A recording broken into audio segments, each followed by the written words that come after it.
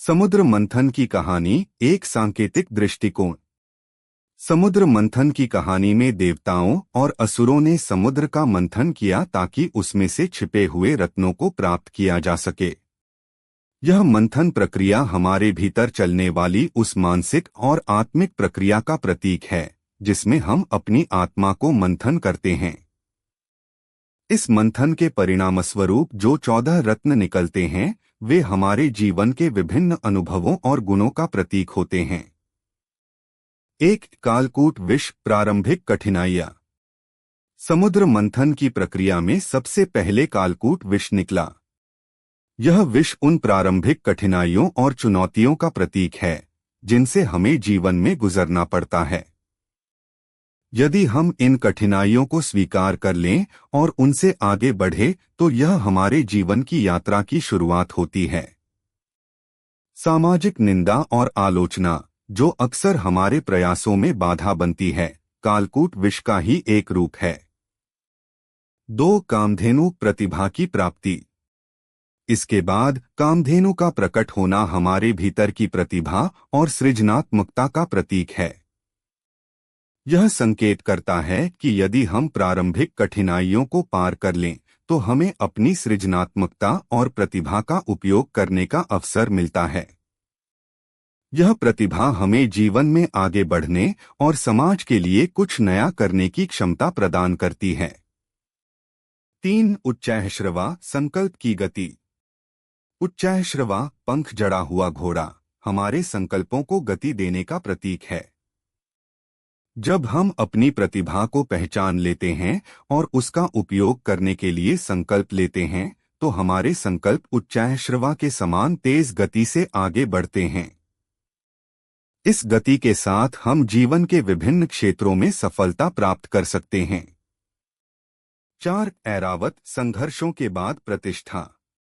ऐरावत हाथी संघर्षों के बाद मिलने वाली प्रतिष्ठा का प्रतीक है। जब हम अपने संकल्पों को गति देते हैं और जीवन के संघर्षों को पार कर लेते हैं तो हमें समाज में एक प्रतिष्ठित स्थान प्राप्त होता है। ऐरावत हाथी के समान हमारी यात्रा में अनेक कठिनाइयां आती हैं, लेकिन अंततः हम समाज में सम्मानित होते हैं। 5 कौस्तुभ मणि जनता का सम्मान। कौस्तुभ मणि का प्रकट होना जनता के सम्मान का प्रतीक है। यदि हम अपने संकल्पों को सफलतापूर्वक पूरा करते हैं और समाज के लिए कुछ महत्वपूर्ण योगदान करते हैं तो समाज हमें सम्मानित करता है। यह सम्मान हमारे जीवन के उद्देश्यों की पूर्ति का संकेत है। 6 कल्पवृक्ष संकल्पों की पूर्ति। कल्पवृक्ष का प्रकट होना हमारे जीवन के संकल्पों की पूर्ति का प्रतीक है। यदि हम अपने संकल्पों को सही दिशा में बढ़ाते हैं तो हमारे जीवन में वह समय आता है जब हमें अपनी इच्छाओं को पूरा करने के लिए आवश्यक सभी साधन मिल जाते हैं। कल्पवृक्ष का अर्थ है कि हमारे संकल्प और प्रयास हमें उन साधनों तक पहुंचाते हैं जो हमें जीवन में सफल बनाने के लिए आवश्यक होते हैं। 7 रंभा वासना और मोह की परीक्षा।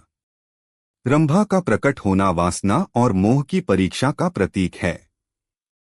जब हम जीवन में सफलता प्राप्त कर लेते हैं तो हमें वासना और मोह का सामना करना पड़ता है।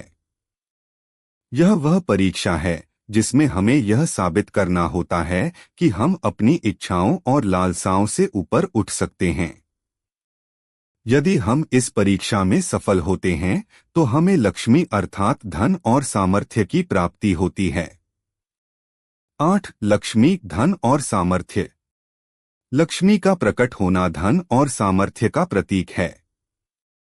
यदि हम वासना और मोह से ऊपर उठ जाते हैं तो हमें लक्ष्मी का वरदान प्राप्त होता है। लेकिन इस धन और सामर्थ्य के साथ भी एक चुनौती आती है और वह है असुरी प्रवृत्तियों का उदय। यह संकेत करता है कि धन के साथ नशा और लालच भी आता है जिससे हमें सावधान रहना होता है। 9 वारुणी नशा और संयम। वारुणी जो समुद्र मंथन की कहानी से प्रकट होने वाला शराब का प्रतीक है, यह संकेत करता है कि धन और सामर्थ्य के साथ नशा और लालच भी आता है। यह वह समय होता है जब हमें अपने भीतर संयम और संतुलन बनाए रखने की आवश्यकता होती है। यदि हम इस नशे और लालच से ऊपर उठ जाते हैं तो हमें चंद्रमा के समान शीतलता प्राप्त होती है। 10 चंद्रमा, शीतलता और संतुलन। चंद्रमा का प्रकट होना शीतलता और संतुलन का प्रतीक है। यदि हम धन और सामर्थ्य के नशे से ऊपर उठ जाते हैं तो हमारे जीवन में शीतलता और संतुलन आता है। यह शीतलता हमारे व्यवहार में, हमारे विचारों में और हमारे जीवन के हर पहलू में परिलक्षित होती है। 11 पारिजात, कर्मों की खुशबू। पारिजात का प्रकट होना हमारे कर्मों की खुशबू का प्रतीक है। जब हम जीवन में संतुलन और शीतलता प्राप्त कर लेते हैं तो हमारे कर्मों की खुशबू समाज में फैलने लगती है। यह वह समय होता है जब हमारे अच्छे कर्म और सृजनात्मकता समाज में सराहे जाते हैं और हमारी कीर्ति फैलती है। 12 पांचजन्य, कीर्ति और प्रसिद्धि। पांचजन्य शंख का प्रकट होना कीर्ति और प्रसिद्धि का प्रतीक है। जब हमारे कर्मों की खुशबू समाज में फैल जाती है तो हमारी कीर्ति और प्रसिद्धि चारों ओर फैलने लगती है। यह संकेत करता है कि हमारे जीवन के उद्देश्य पूरे हो रहे हैं और हम समाज में एक महत्वपूर्ण स्थान प्राप्त कर रहे हैं। 13 धन्वंतरी, अमृत तत्व। धन्वंतरी का प्रकट होना अमृत तत्व का प्रतीक है। जब हम अपने जीवन के सभी पहलुओं में संतुलन और सफलता प्राप्त कर लेते हैं तो हमें अमृत तत्व की प्राप्ति होती है। यह अमृत तत्व हमारे जीवन को अमरत्व की ओर ले जाता है, जिससे हम अपनी इच्छाओं और लालसाओं से ऊपर उठ जाते हैं। हमारा जीवन दूसरों के लिए प्रेरणा बनता है और हम उनके जीवन में खुशहाली लाने में सक्षम होते हैं। समुद्र मंथन की कहानी का सार। समुद्र मंथन की कहानी एक गहरी आत्मिक प्रक्रिया का प्रतीक है। यह प्रक्रिया हमारे जीवन की चुनौतियों, संघर्षों, सफलताओं और असफलताओं का प्रतिनिधित्व करती है। इस कथा के माध्यम से हमें यह सिखाया जाता है कि यदि हम अपने जीवन की चुनौतियों का सामना साहस और धैर्य के साथ करें तो हमें जीवन में सफलता और संतुलन प्राप्त होता है। समुद्र मंथन का सांकेतिक अर्थ यह है कि आत्मा का मंथन करने से ही हमारे भीतर के गुण और संभावनाएं प्रकट होती हैं।